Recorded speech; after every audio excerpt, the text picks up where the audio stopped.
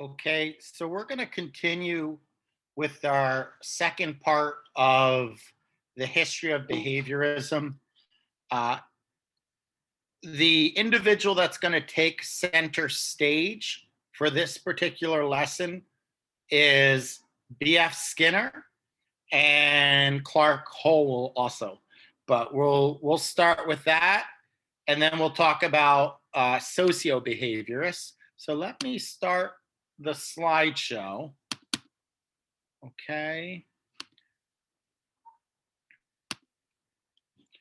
So far, just to give you a pathway about behaviorism, from 1892 to 1923, you had structuralism dominating American psychology.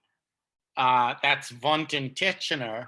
And that was quickly replaced by functionalism. This is more of the William James individuals and all of the applied subfields of psychology.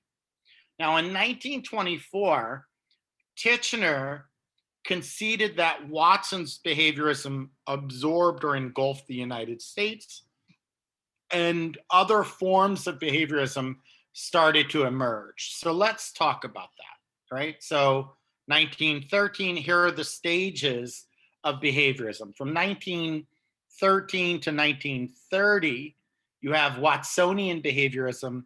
And really, if you were to ask me, I would say this is Watson and Pavlov, but Watsonian behaviorism because it applies the principles of behavior to human beings. And then from 1930 to 1960, you have something called neo-behaviorism. Again, the word neo means new or newer version of. And at this point, we try and understand how learning takes place. It becomes a fundamental part of psychology. And the argument was that all behavior, I shouldn't say all behavior, most behavior can be accounted for by some form of conditioning or another. And psychology must adopt the principle of operationism. So it's the goal is to be very specific in what you're measuring or manipulating, or what behavioral response you're shaping.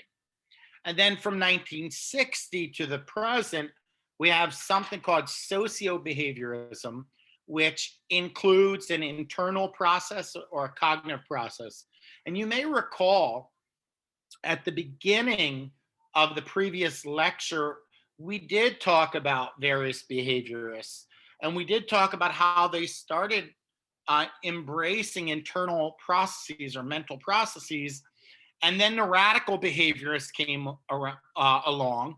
And by the term radical, I don't mean it as a pejorative or a criticism of them, but all they wanted to study was just overt behavior. And then they eliminated the cognitive process. So what happens in 1960s to the present is that the cognitive process and the environmental process all get put into the mix for what we call socio-behaviorism. All right. So what is operationism? So operationism is the doctrine that physical concepts can be defined using precise terms, or the operation or procedures that by which it is determined. Now, if you took research methods, you might have heard the term operational definition, and that is a clear description as to how you're going to measure or manipulate a given variable. And through the lens of operationism, they argue that the validity of the construct depends on the operations used to achieve the findings. So it's very clear that they want to get rid of pseudoscience. They want to get rid of speculation. And all of this can go back to lecture 2 if we want to be more specific about it, with the British empiricists, where they started to want to have direct observation and use that as the foundation of information. So the purpose of operationism is to develop a language and terminology of psychology that's more objective and precise, and anything that was considered pseudo problems should be eliminated from the science. All right. So Percy Bridgman wrote a book called The Logic of Modern Physics.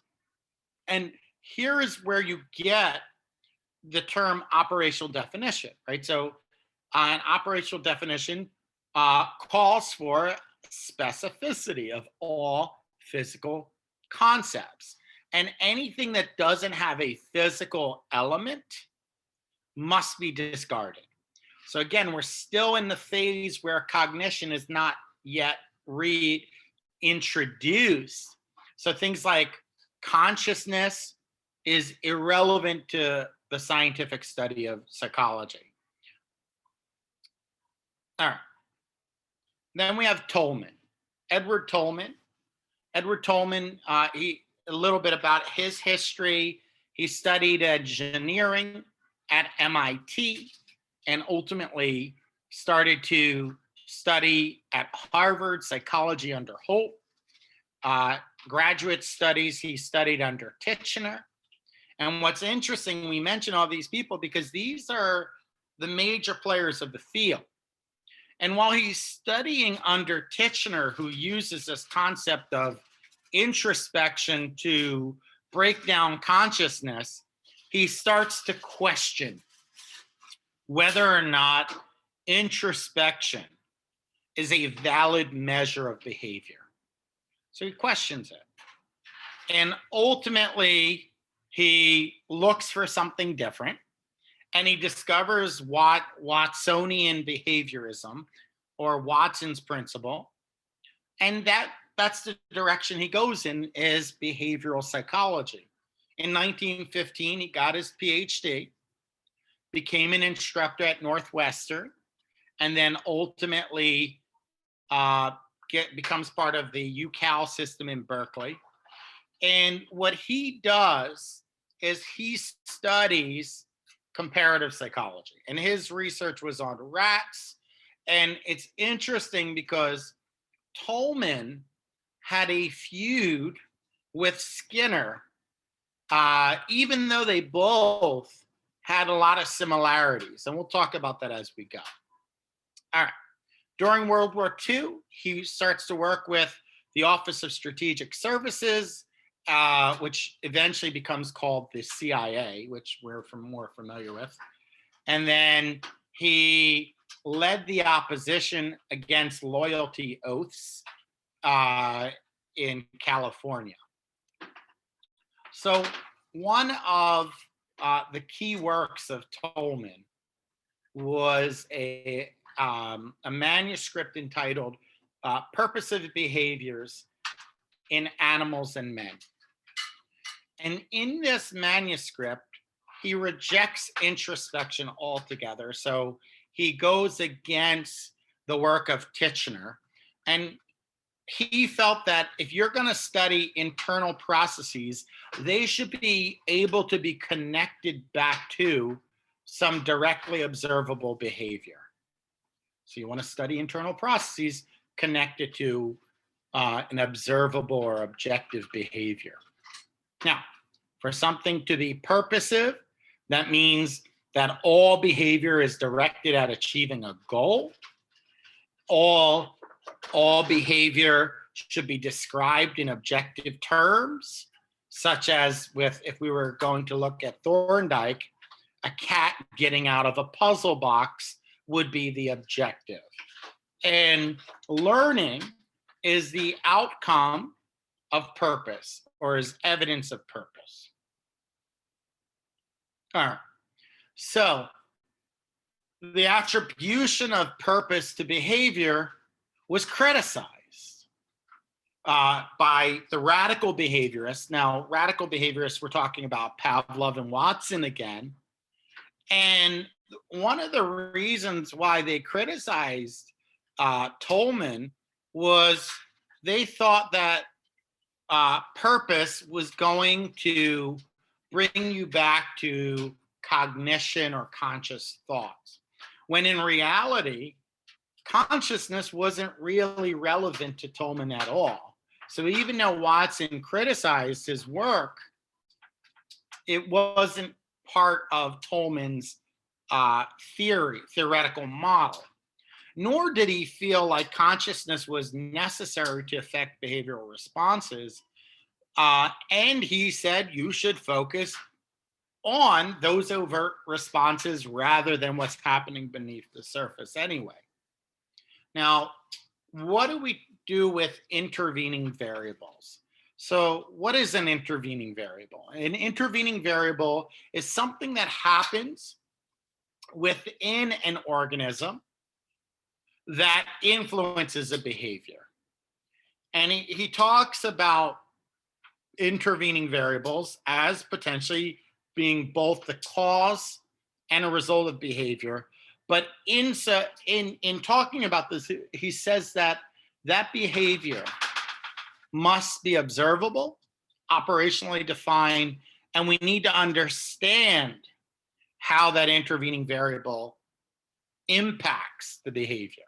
All right, so what are some causes of independent variables? Well, we have the environment, right, which is your classic SR learning. We have drives and drive reduction. We have heredity or genetics. We have past experience or previous learning. And we have your age, right? One of the things we see about proficiency is that proficiency, it increases with age, and the expectation of one's proficiency increases with age. Now, when studying the resulting behavior, so it's interesting, he said there are 5 independent variables. The resultant behavior is what he would say are your dependent variables. So the outcomes measures or the observable behavior that we get are from these 5 causes. And you could actually quantify the effect of all 5 of these causes on the resultant behavior. So he argues for SOR learning, not SR learning. Now, it's interesting, right? We talked about SS learning, stimulus-stimulus pairings with classical conditioning. We talked about SR learning, stimulus response learning, but as soon as you add the principle of an intervening variable, you're dealing with SOR learning. And the O, or the intervening variable, is the organism. The organism is the person.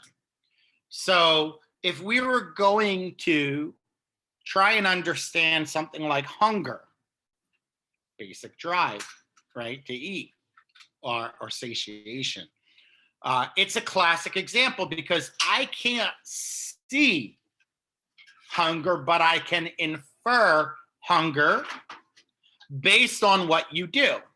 So if you are a rat and you eat 20 grams of pellets, but this time you eat 30 grams of pellets, we might infer that you were more hungry because of what we observed. So this allows Tolman to define the internal states which were previously unobservable through the resultant behavior, if that makes any sense. And initially, this is what he referred to as operational behaviorism. So let's talk about learning theory. Learning theory was central to Tolman's view of behaviorism. He rejected Thorndike's law of effect, right? So you may remember Thorndike talked about no evidence of flashes of insight. Rather, people had trial and error learning, and based on the response to behavior, things were either increased or decreased. If a person got a desirable outcome or they were rewarded, according to Thorndike, that would increase the likelihood of the behavior. Well, according to Tolman, rewards or incentives were not really part of the equation. Reward had little influence on learning, according to his argument. And instead, he proposed a more cognitive view on learning. So, how does this work?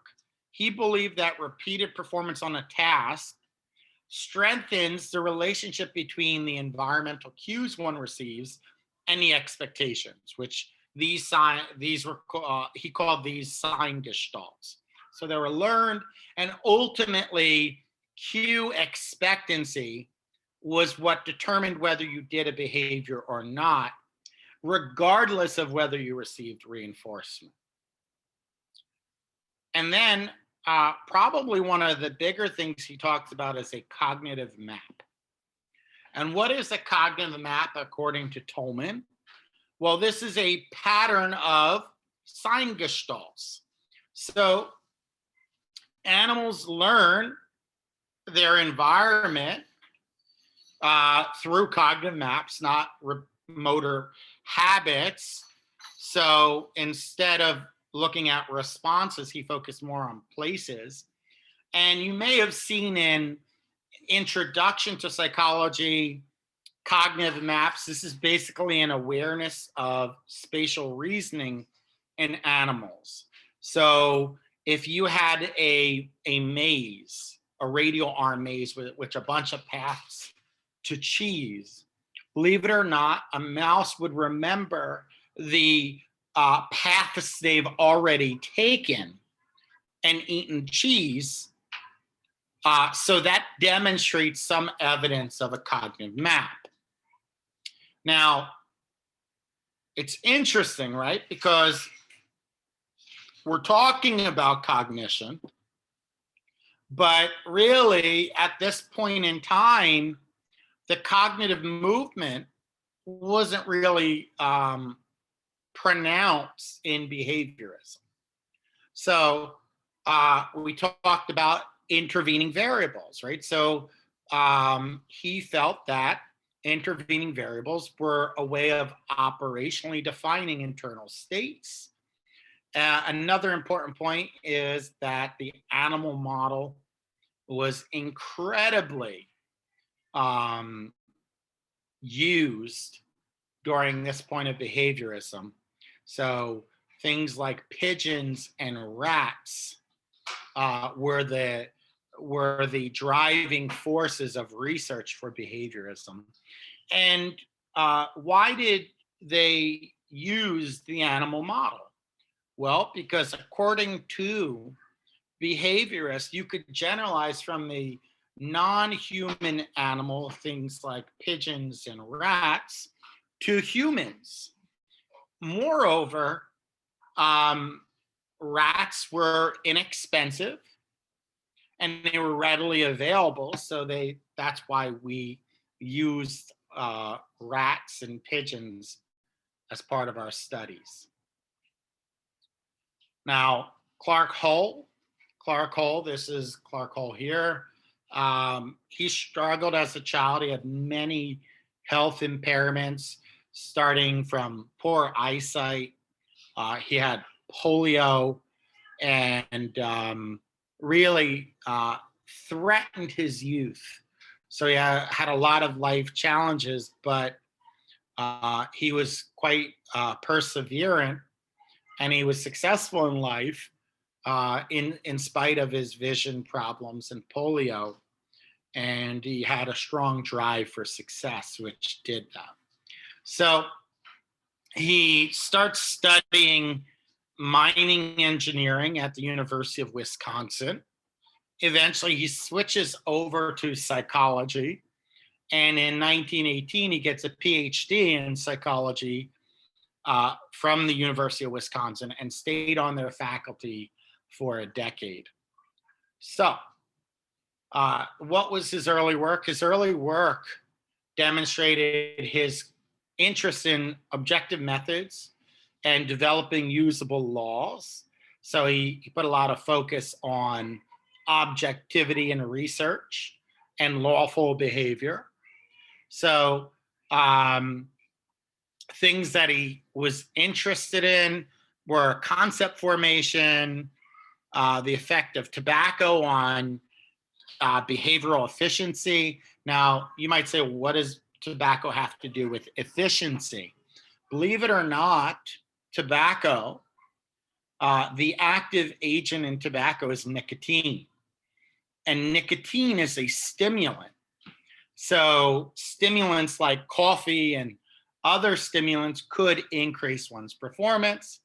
He also was interested in applied statistics and the assessment movement.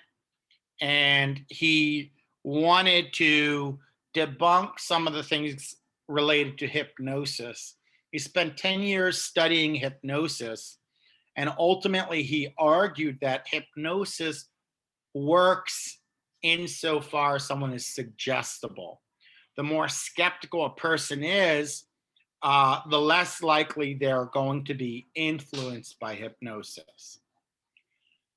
By 1929, he becomes a professor at Yale and starts becoming interested in Pavlovian conditioning.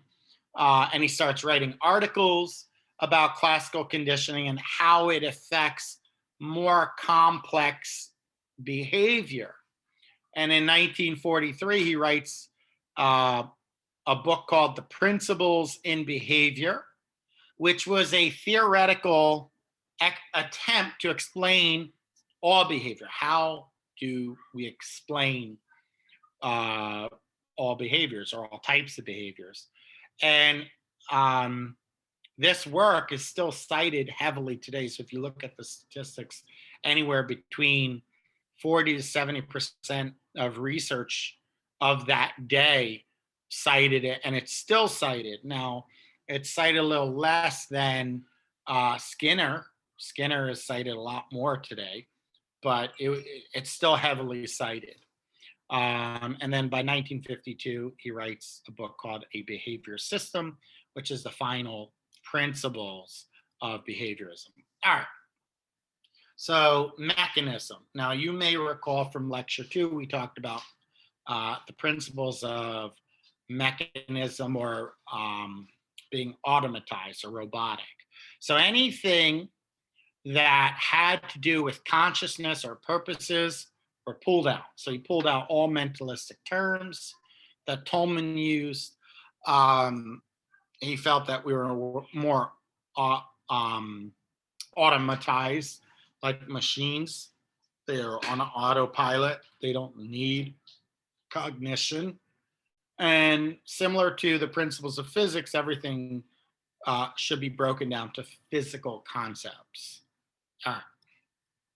And in terms of machines, machines could demonstrate cognitive processes. All right.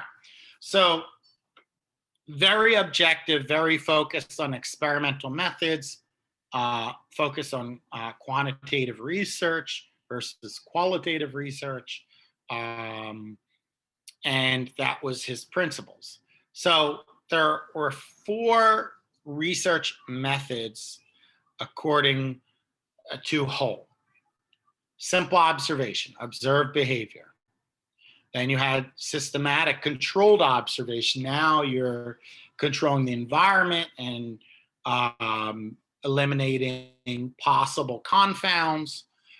You had experimental testing of hypothesis or null hypothesis testing.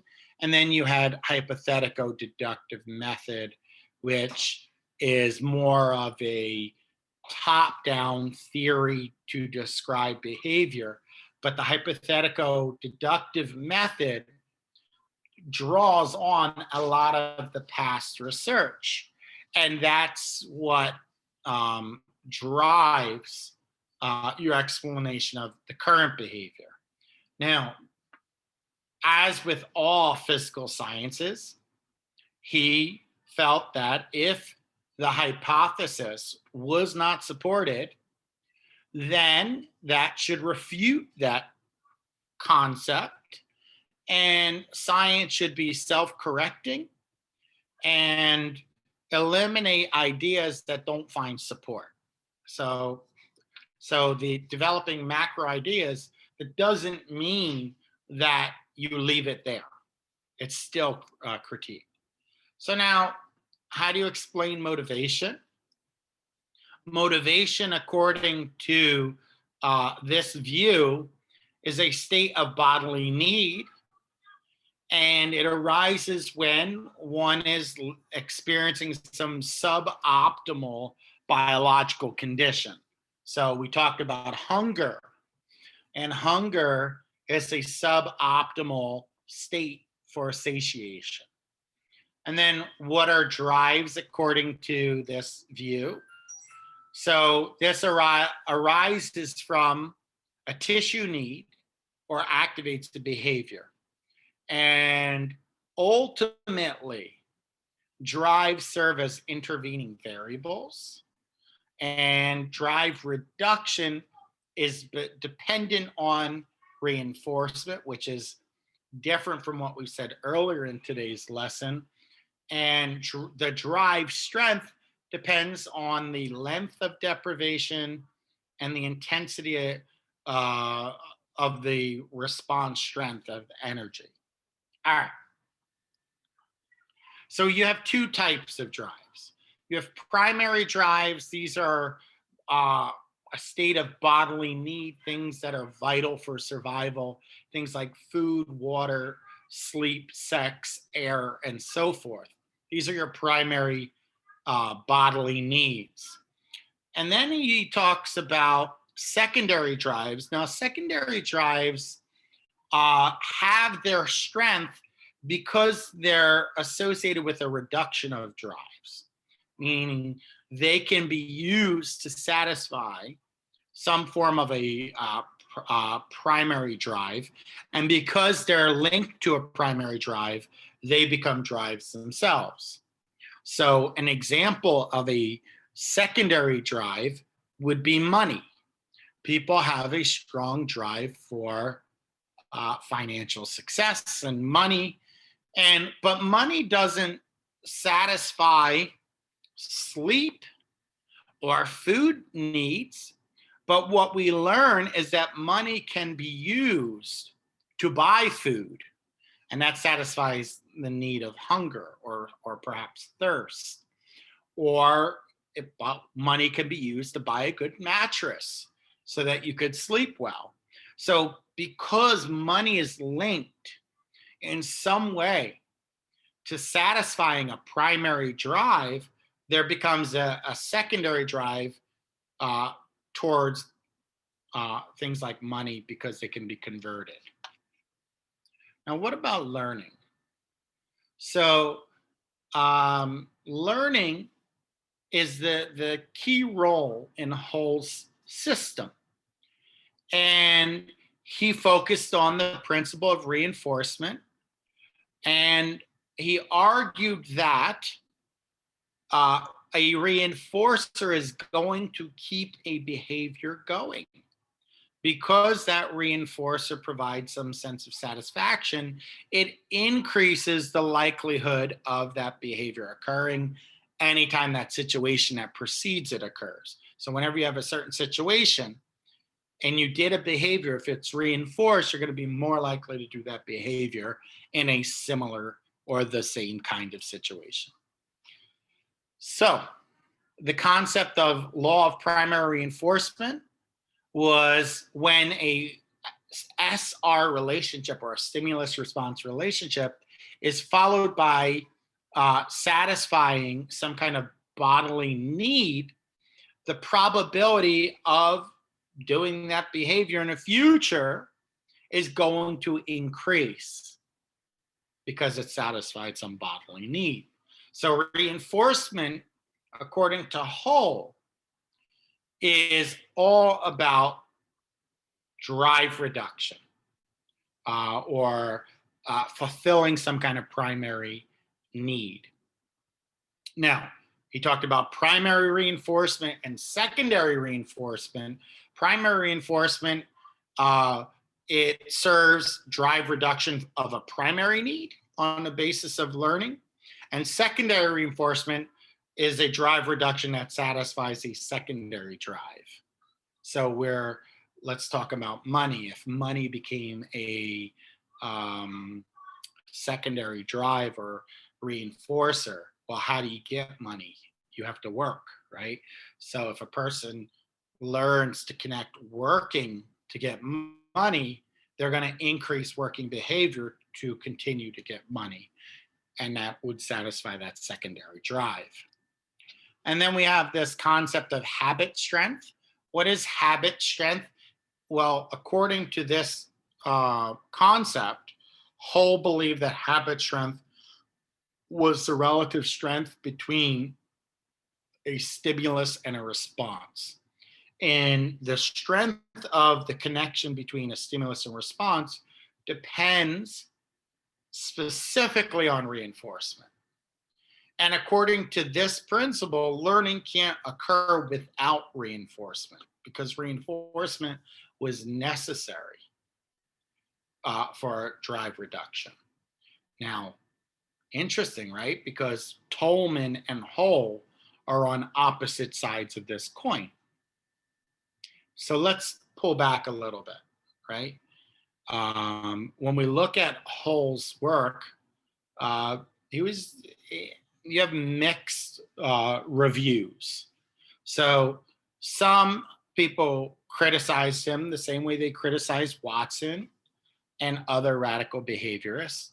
Some people criticized him because he was very theoretical in nature, and his system, although elegant, lacked generalizability. And in terms of data, while he was a theoretical genius, didn't have much data to support it.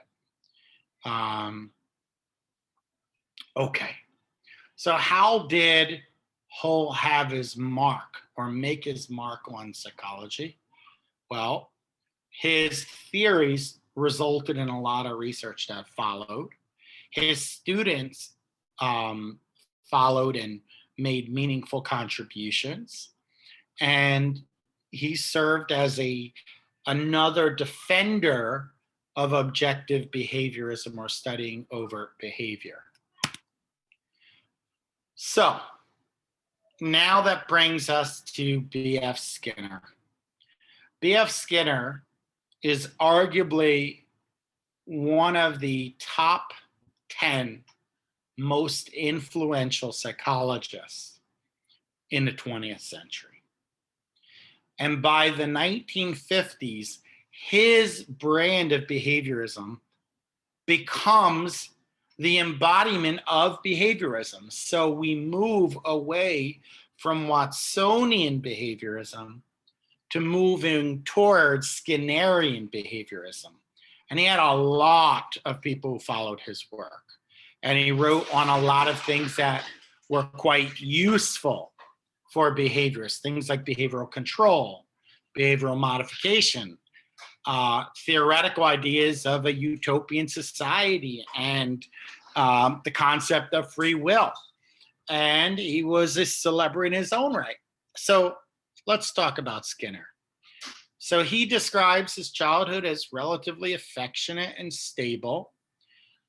He was relatively local, so he attended the same community and schools that his parents went to, and he liked to tinker, so he built things as a kid and liked to study animals, which marked that point because that's going to come back up. And he took these experiences from his childhood and used them as the foundation for his system of psychology. So he argues that your behaviors are a product of past reinforcement. That's no different than what we were talking about with Hull. He argued that behavior is lawful or it was predetermined fairly predictable. And every single one of your behaviors can be traced back to some kind of environmental stimulus or some kind of experience that you had. And that's going to shape your behavior at a later point. All right. So, in terms of his undergraduate career, B.F. Skinner uh, was fairly unhappy. He went to Hamilton College in New York, never really fit in with his peers. And he graduated in 1925 with a bachelor's in English with no courses in psychology, which is kind of cool when you think about that, because he becomes a leading influencer in the field of psychology, and he remains an influential force in the field of psychology. But at his foundation, he had no psychology background. He also received honors for his English. He was inducted in Phi Beta Kappa, which is for high aptitude and achievement. And he starts to write. He tries to become a writer, and ultimately he finds minimal success as a writer, becomes pretty depressed, and then he starts reading Pavlov and Watson's work, and he becomes a little bit curious. So he goes to Harvard and starts to try and study behaviorism.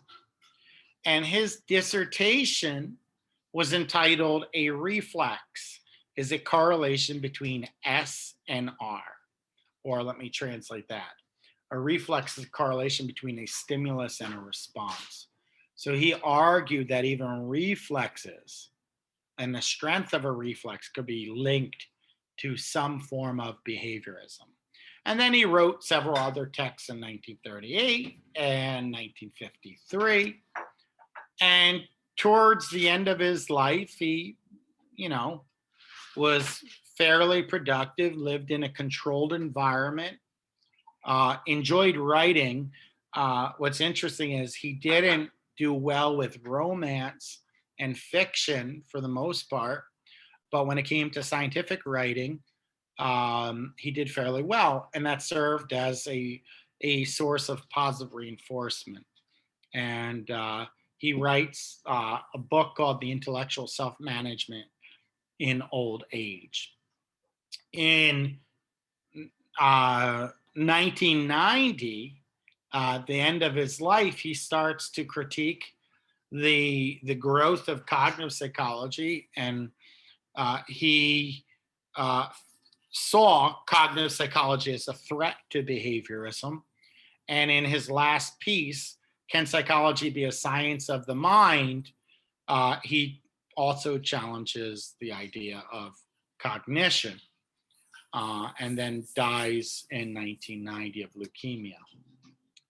So when we look at Skinner, in many ways his work was a regeneration of Watsonian behaviorism. He was a radical behaviorist. He was just as rigorous as Hull, and we just talked about Hull, but Hull and Skinner had different views. Hull focused on the theoretical understanding of behavior, whereas Skinner focused directly on the behavior itself, and he felt that rather than using deductive reasoning, we should operate using inductive reasoning, or starting from behavior and formulating theories later, because many errors in science occurs from developing theories prematurely. So he was completely concerned about describing behavior, not trying to explain it, and anything that could not be directly observable, he was not interested in. Okay. So in terms of internal organisms, he operated very similar to John Locke, which we talked about earlier in the semester. He took an empty organism approach, meaning you're born a blank slate, and your environmental experiences shape you, right? So the internal physiological or mentalistic events occur, but they're shaped by the experiences you have. A lot of his research were single subject design. Now, interesting to note, today we use large scale data and we register massive data sets.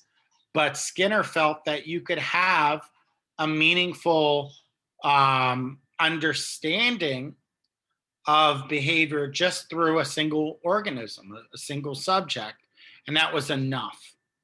So, large number of subjects was unnecessary in his point, and then studying group means and standard deviations were unnecessary because they don't really explain the individual person or organism as well. All right. Now, what are some of the differences, though? So, operant conditioning, which is Skinnerian conditioning, is somewhat different than Pavlovian conditioning or respondent conditioning. So, in this context, something external triggers a behavioral response, right? So, Pavlovian conditioning occurs by pairing two stimuli together. In operant conditioning, behavior can occur without an observable external stimulus because you have a behavior connected with the consequence of that behavior rather than pairing two stimuli together. So the behavior and the consequence, or the stimulus and a response, was the focus. Now, in Pavlovian conditioning, you can't get reinforcement without pairing the two stimuli together, right? With operant conditioning, you can't get reinforcement without pairing a behavior with a consequence. So you need to have a behavior done in order to get reinforcement in operant conditioning. So in terms of Skinner, he studied rats and pigeons. So a lot of his work was done. And he studied rate of a pigeon pecking at a keyhole or a rat pressing a bar. He used what's called an operant chamber, or what other people called a Skinner box. Now, in terms of operant conditioning, he talks about this idea of the law of acquisition. So the behavior or the operant behavior increases when it's followed by a reinforcing stimulus. So in terms of shaping behavior, getting a behavior to occur, the key variable is reinforcement. Without reinforcement, you don't get the behavior to occur. And when we have things like practice, that gives you more opportunity for additional reinforcement. So now that sounds very similar to Hull and Thorndike, doesn't it? Well, Skinner would argue that he wasn't trying to explain behavior, he was just trying to describe it. So for Hull and Thorndike, which we've already talked about, they thought that this was explanatory in nature. So that's a deeper level of understanding, rather than Skinner was saying, I'm not trying to explain behavior, I'm just trying to describe what I see. So it's more from observational level rather than causal levels. So what was his focus? He focused on the role of punishment in response acquisition, things like schedules of reinforcement, concepts like extinction, secondary reinforcement, stimulus generalization. These were his research foci. Now, I talked a lot about rats and pigeons, but he also was interested in shaping human behavior as well. So what is reinforcement? Reinforcement occurs, or its goal is to increase the likelihood of a given behavior. Whereas punishment, its any event that decreases the likelihood of a behavior. And when we use the word positive and negative, this is not meant to be judgments. This is meant to be either presenting a stimulus or removing a stimulus. So when we say positive reinforcement, that's presenting a stimulus that increases the likelihood of doing a behavior. Now, what kind of thing do you present that increases the likelihood of behavior? Well, something that's desirable to the organism. Candy, food, money, praise. Negative reinforcement, negative in this context means to remove something away. So you're removing a stimulus to increase the likelihood of a behavior. Well, what stimulus can you remove to increase behavior? An aversive stimulus or an undesirable stimulus, something like a seatbelt alarm. The whole purpose of seatbelt alarms is to get you to put your seatbelt on. So what happens when you put the seatbelt on? The alarm goes away. Do you like hearing the seatbelt noise? No. So you learn that every time you put the seatbelt on, the alarm goes away. So eventually, just to avoid the nuisance of the alarm, you start putting your seatbelt on in an increasing frequency. Whereas punishment, the goal is to decrease behavior. So positive punishment, again, positive means to present something. So positive punishment in this context is to present an undesirable stimulus to decrease behavior. So an example of positive punishment might be something like a spanking. Most kids don't enjoy corporal punishment. So you present pain to a child, it decreases the likelihood of a behavior or whatever behavior led up to it. Negative punishment, now negative means to remove something. You're removing something to decrease the likelihood of behavior. Well, what could you take away to get people to stop doing something? Something they want. So if you have a little kid who's misbehaving and you want that little kid to stop misbehaving, all you have to do is take away their action figures. If they get a little bit older and they're misbehaving, you might take away their video games. If they get a little bit older and they're misbehaving, you might take away their cell phone.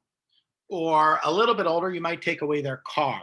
And removing something that they want is a nice way of shaping behavior, is a nice way of getting people to stop doing a behavior that's unhealthy. All right. The next thing we need to talk about related to Skinner is the concept of schedules of reinforcement. Reinforcement is something that increases a behavior, right? Now, do we reinforce every behavior or some of the behaviors? Most things in life don't occur based on continuous reinforcement, but I'll define it anyway. Continuous reinforcement means that every behavior that you do gets reinforced. Every desired behavior gets reinforced, I should say. But in life, most things are partial reinforcement. That means not every behavior is reinforced. Some of the behaviors are reinforced. So that brings me to 4 schedules of reinforcement, the concept of fixed ratio, variable ratio, fixed interval, and variable interval. Anytime you hear the word ratio, think behaviors, number of behaviors. Anytime you hear the word interval, think amount of time.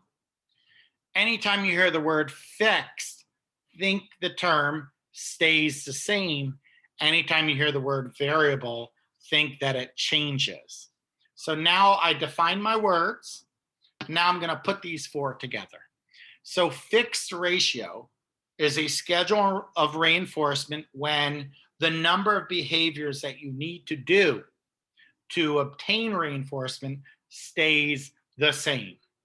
Fixed ratio, the number of behaviors that you need to do to obtain reinforcement stays the same. Variable ratio, the number of behaviors you need to do to obtain reinforcement, fluctuates but comes to a given average. So if you study an hour's worth of behaviors, it might be every 10th behavior, but it comes to a set average. Fixed interval, the amount of time that needs to pass to be eligible for reinforcement stays the same. Now, it's interesting that I describe fixed interval as the amount of time to be eligible for reinforcement, because unlike Pavlovian conditioning, when it comes to operant conditioning, you must do a behavior. If the amount of time passes but you never do a behavior, you're not going to get reinforced. So typically you reinforce the first desired behavior after a set amount of time. That's fixed interval. Variable interval is the amount of time that needs to pass to be eligible for reinforcement, fluctuates, that's why it's called variable, but it comes to a certain average. Again, you still need to do a behavior to get that. Now, if we were to look at the types of schedules of reinforcement and the strength of learning, the most powerful learning occurs with fixed ratio because it's highly predictable and it focuses on one thing. Whereas the weakest learning occurs with variable interval. It takes longer to learn. And that's because you need to learn amount of time, fluctuates, and you need to learn that you still need to do a behavior. So you need to attend to two things. Now, those are your 4 schedules of reinforcement. Now, what about things like language? So verbal behavior, Skinner also talked about language. So speech is a behavior. And Skinner argues that we learn language through reinforcement and through punishment. And if you are an infant, you're going to hear certain sounds over and over and over. So that's going to strengthen the likelihood that you're going to use that sound, right? Now, what's interesting is at birth, you could make any sound for any language across the globe. But by the year of 1 or 1 year old, you only can make the sounds that are relevant to your language. And we know different parts of the world have different sounds or phonemes that others don't have. So if you go to Middle Eastern countries, there are a lot of guttural sounds that are not in the English language, like ha or ah, right? So in Arabic or Hebrew, there are sounds that are not part of the English alphabet. And why is it that we don't say them readily? Is because we didn't have them reinforced. That's the argument. Now, Skinner also created an air crib or a baby tender, which he felt was a way of shaping behavior, and it was very efficient in minimizing menial behavior, reduced laundry, eliminated diaper rash, cradle cap, everything was controlled, temperature, humidity, but it was ingenious, but it was not well received because it appears as if you're putting your child in a cage, right? So it wasn't all that commercially successful, although it did get him some fame. Now, it was controversial because he raised his daughter in an air crib. Now, ultimately, nothing harmful happened to her, but people were like, well, how could you put your kid through this experiment? Moving a little bit further along, he talks about this teaching machine. So teaching machines were invented in the 1920s by Pressey, but ultimately they were promoted by people like Skinner, which would help learning. So teaching machine, the goal was to help learning.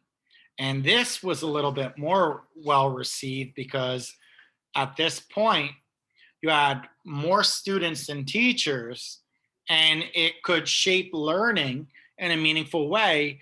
And if you look at the 1950s, we're in competition with the Russians, and we felt that this teaching machine or computer adapted or computer assisted learning could help us compete with the Soviets.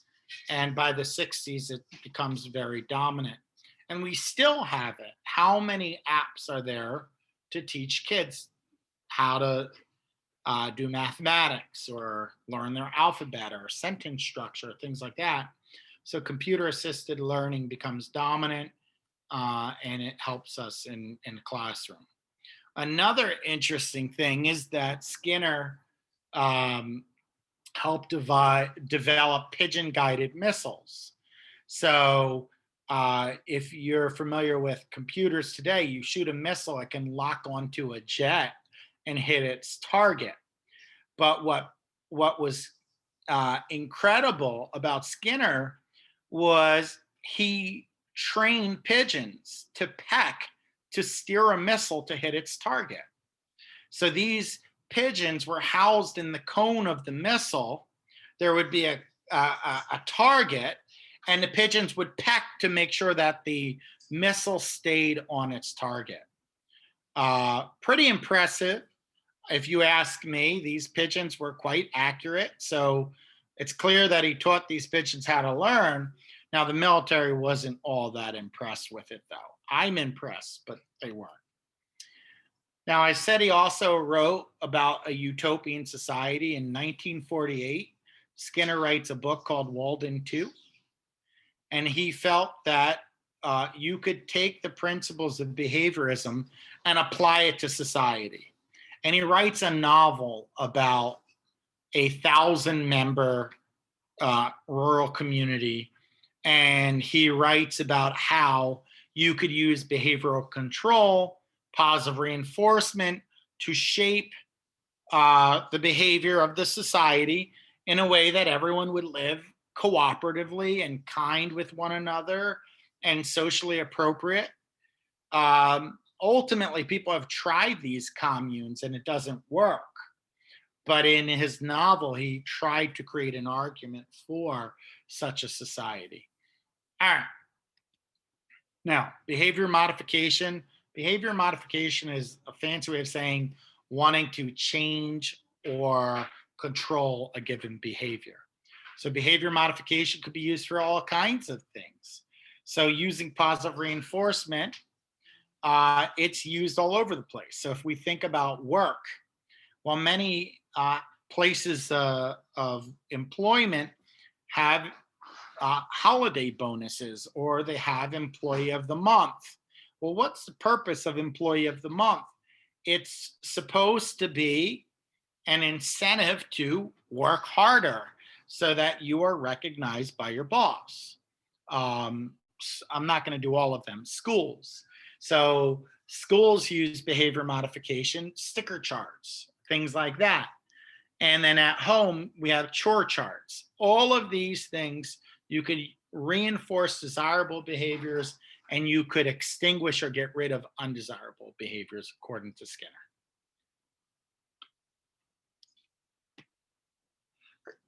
Oh, sorry. So what are some of the criticisms? Well, he was very focused on data. It was less focused on theory. Sometimes he extrapolated beyond his data using his inductive reasoning. And some people critiqued him in terms of how he explains thoughts or verbal behavior. Now, his contributions, right? So he shaped American psychology for about 30 years. So from 1930 to about 1960, Skinner was the biggest fish. His goal was to improve society, and he believed in radical behaviorism, that you could shape behavior. All of these were contributions. Now, let's move towards socio-behaviorism, which has the cognitive piece, right? So in 1963, Skinner writes a book called Behaviorism at 50. You may recall that Watson wrote an article in 1913 explaining behaviorism and declaring what it is. So 50 years later, he goes through how psychology has evolved as a function of behaviorism. So it's a celebration of behaviorism. Now, in terms of social learning theories, the times were changing. The zeitgeist shifts, and a lot of people are starting to think about, pardon the pun, cognition or thought a little more, and wondering how thoughts drive behaviors as well. And then by 1995, consciousness is back as part of the field or discipline of psychology. So let's talk about Bandura.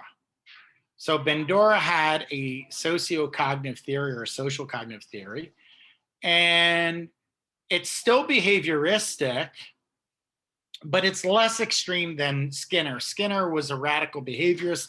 Every behavior was shaped by its consequences, not according to Bandura. A behavior is shaped by how you think about things as well. So your thought processes mattered. And his research focus, Bandura that is, was observing behavior of humans and the interaction, right? So he focuses on reinforcement, but he focuses on the cognitive aspects that impact reinforcement as well. So when we talk about the social cognitive theory, our reactions or behavioral responses to stimuli are actually self-activated. So instead of them being automatic, like Pavlovian conditioning or Watsonian behaviorism or Skinnerian behaviorism, they're actually person-initiated. So it's not robotic. It's not you have an input and then you have an output. Skinner and Watson and Pavlov would say, when you have an input, you have a predictable output, not according to Bandura. So people have conscious awareness, and they know what's being reinforced. And their awareness around a reinforcer could impact the relative power of a reinforcer. And when we see someone get reinforced, we anticipate if that behavior is repeated or copied, we're going to get the same reinforcement. So vicarious reinforcement or observational learning, one major difference between Skinner and Bandura is that according to Bandura, you don't need to be directly reinforced to do a behavior. You can actually learn by observing the consequences of other people. So we can anticipate an outcome by when we see an outcome happen with another person, we anticipate those outcomes for ourselves. So that helps regulate our behavior, right? So if we imagine those consequences for ourselves, it's going to change our behavior. So if you're driving, I'll give you an example.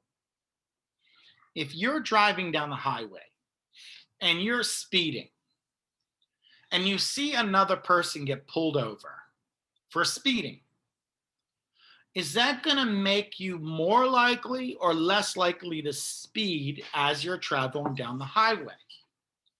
Well, research indicates it's actually going to make you less likely to speed. And there's an argument for and against it, but You could say, well, if the police officer is busy with that person, they can't pull me over. That would be the argument. But that's not what happens. What happens is we see that person get pulled over. We anticipate them getting a ticket. And we're like, wow, I better slow down because there are cops on the highway. There are police officers on the highway. And just like that person got pulled over, I too could get pulled over. So it makes us less likely to speed. And that's similar to what we talked about SOR learning in the last lecture and at the beginning of this lecture. Now, one of the famous studies from Bandura is his famous Bobo doll study. Now, there are a lot of valuable applications to this, but let's talk about the study. In the study, he had children who were going to go into a playroom. And in this playroom, there are all kinds of toys. There were neutral toys, there were pro-social toys, and then there were toys that were linked to violence and aggression. So, what would be a neutral toy? A ball. What would be a pro-social toy? A baby and a bottle. What would be a toy linked to aggression and violence? Might be a gun, right?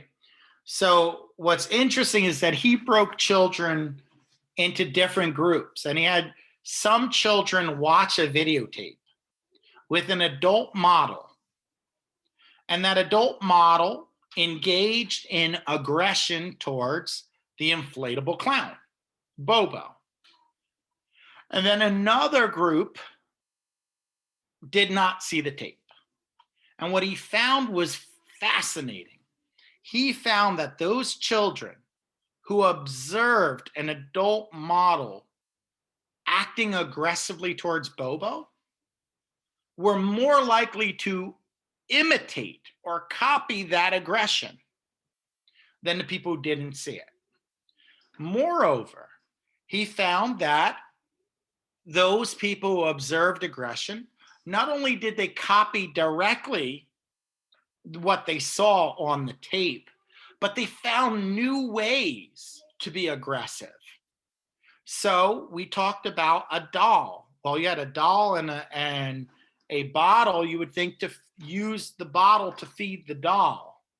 Well, those kids who observed the adult figure being aggressive to Bobo, instead of playing with the doll, they used the doll to hit Bobo with it. Or they took a ball and threw it at Bobo. So it's interesting. Observing a behavior, you're more likely to copy that behavior. Now, here's the catch though. When they saw a consequence to the behavior, so if the adult was punished for hitting Bobo, even the people who observed the adult model being aggressive to Bobo, they were less likely to be aggressive because they observed a punishment of the adult. So that's fascinating, right? So there are several principles. Think about the applications to this. The applications are so many. Television, video games, the criminal justice system. So many of these things Bandura's research touches upon. So if you watch kids in the playground, they might play Power Rangers. And what do when they're playing Power Rangers? They fight each other. They drop kick each other. Or they play wrestling, Hulk Hogan in my day, or whatever it was. And they imitate the moves. So they copy it. So violence on television could be partially modeled because it's observed. What about video games? Video games is the same thing. It's just a natural extension. Now, what's interesting about research on imitation is the older the person, the less likely they are to make a direct copy. Little kids might do exactly what they saw on the tape, but as we get older and we observe aggression, we don't necessarily copy what we saw. We do aggression in more indirect ways.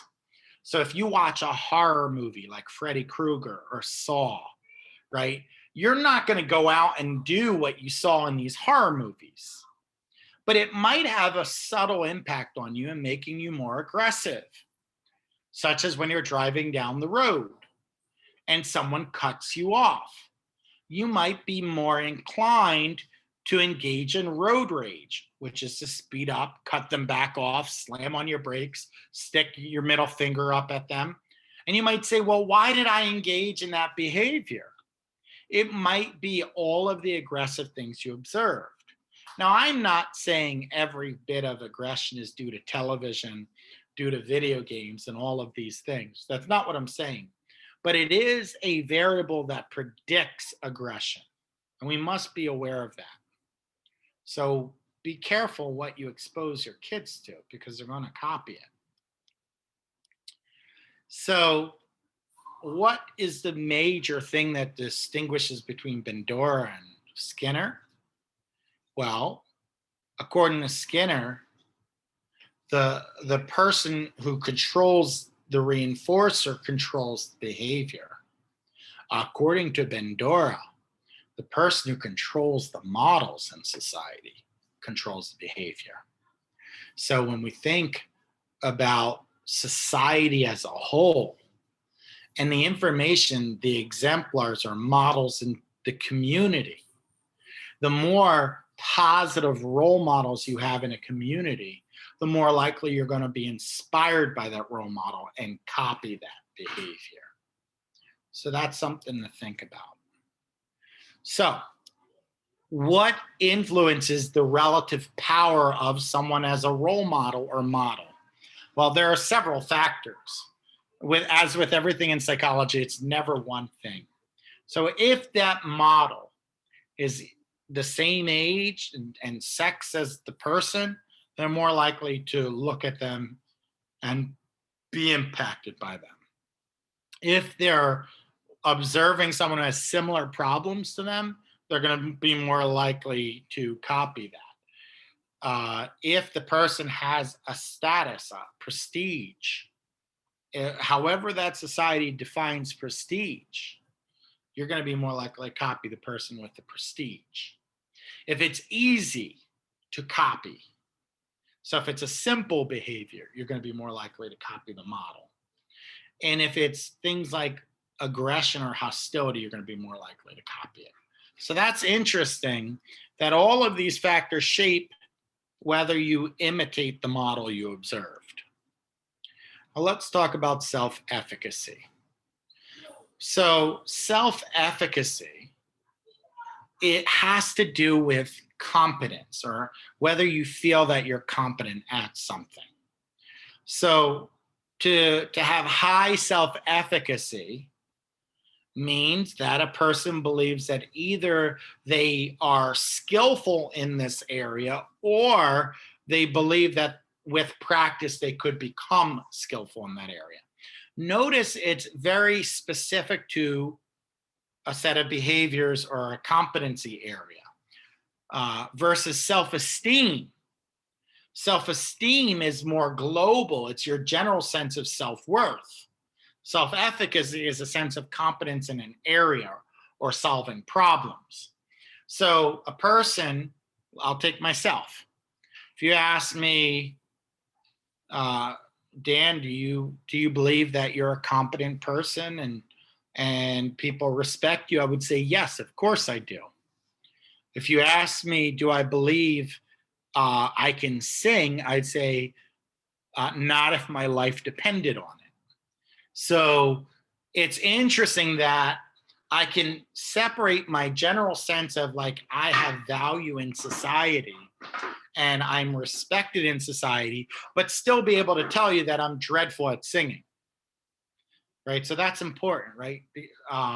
Now, I happen to be tone deaf, but there are people who get voice lessons and they become better at singing.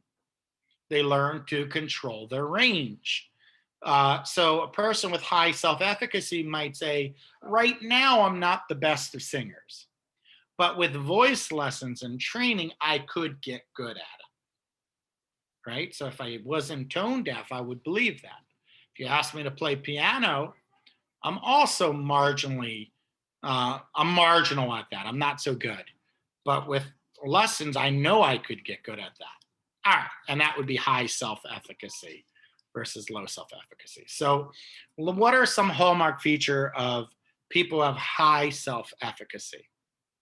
Well, they believe that they can cope with a whole host of problems. They expect challenges and they anticipate challenges and they feel that there is a need to overcome challenges. They're resilient and they persevere. They feel that they have control over their outcomes and are confident in their abilities. These are people who have high self-efficacy. People have low self-efficacy. These individuals tend to feel hopeless and helpless. They don't anticipate barriers. They anticipate smooth sailing. So when they are confronted with barriers or challenges, they give up fairly easily and they feel like nothing they do will make a difference. So that's a big difference. So now, are you either high self-efficacy or low self-efficacy? The answer is it's a spectrum. It's not one extreme or the other. And it might depend on what we're talking about too. There's, some people who have high self-efficacy, but there are certain domains where they can't gain mastery. So when we talk about behavior modification, according to Skinner, we're trying to shape your behavior. According to Bandura, the goal is to shape or change socially undesirable behavior. So the more you can get rid of undesirable behaviors in society, the better outcomes you're going to get. Now, in terms of therapy, modeling is important. So Bandura's theory is widely accepted. Bandura has become a major player, and he was responding to the cognitive revolution. It was still objective, so he shifts the narrative in the 1960s forward, and we're still at a point where we celebrate cognitive processes. So he was responsive to the current cognitive zeitgeist as well. Another player in this cognitive behaviorism is Julian Rotter. And in 1947, he's the first person to use the term social learning theory. And again, linking cognition to behaviorism. He also wanted larger scale studies, laboratory research. So he critiqued Skinner on his use of single subject design. So his focus was human subjects, and his focus was on social interactions within and across human subjects. When we talk about cognition, he was even more interested in the socio-cognitive process. So both external stimuli and reinforcement that they provide, plus the cognitive process, play a role in behavior. So the stimulus response connection and your cognitive process mediates that connection. So what factors, according to Julian Rotter, influence behavior? Well, expectation around the kind of reinforcement and the amount of reinforcement you're going to get, the probability that a behavior will lead to that reinforcement. Sometimes people are willing to take the risk or take a gamble. Certain reinforcers have more value than others. So, and I'm not suggesting that the traditional behaviorists said anything different, but what is important and valuable to one person may not be valuable to another. So remember how I said if you wanted to stop a negative behavior, you could take away a person's video games or their cell phone? What if the person doesn't care about their video games or their cell phone? Well, they now are going to be less likely to be influenced by you taking that away because that's less important to them. So when you're shaping behavior, think about what the person values the most, right? And that's important. All right. Now, Julian Rotter also talked about locus of control, and he talks about internal versus external locus of control. A person who has an internal locus of control feels that their outcomes are driven by their behavior. They control the outcome, they control the reinforcement. Whereas an external locus of control feel that the outcomes are out of their control. So things like outside forces, luck, fate, and so forth control things. And I'll give you an example. Let's say you were taking a test, which you will actually have a test, right? And you take a test and you don't do as well as you wanted. There are two ways to view that outcome. You could say to yourself, you know, if I really studied a little bit more, if I was less distracted, I would have done better. If you say that to yourself, you're demonstrating an internal locus of control because you're saying that your behaviors matter and you're in control over your outcomes. Whereas a person with an external locus of control, they'll say, oh, you know, that test was impossible. Nobody could have passed that test, right? So all of us, or the professor is out to get me, whatever it is, a person could say something like that. And when they do that, they're not taking responsibility for their outcomes. It's as if, you know, they have to be lucky to get the right professor, or lucky to guess the answer. That's an external locus of control.